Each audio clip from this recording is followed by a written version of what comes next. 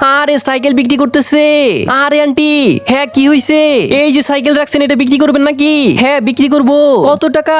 আমি তো 6,000 টাকা বিক্রি করব। কিন্তু তোকে 1,000 টাকায় দিয়ে দিব। 1,000? কিন্তু তুই তাড়াতাড়ি আসিস, তোর আগে কেউ আসলে আমি দিয়ে দিব তাকে। আচ্ছা ঠিক আছে, আপনি কাউকে দিয়ে আমি এখনই আসতেছি।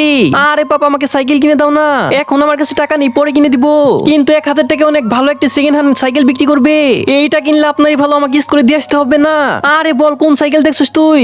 আরে পাপা, এই যে এই সাইকেল। যা গিয়ে চালিয়ে দেখাই ঠিক আছে নাকি সাইকেল।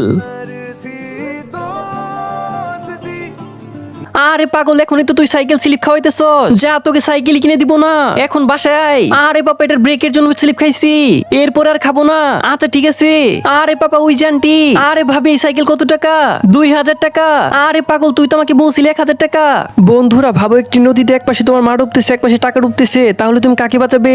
যারা মাকে বাঁচাবে তারা এই ভিডিওতে লাইক করে চ্যানেলটিকে সাবস্ক্রাইব করে দিবে। আরে নাম, তোকে সাইকেল কিনে দিব না, তুই আমাকে মিথ্যা বলছস। আরে পাপা, কিনে দাও না।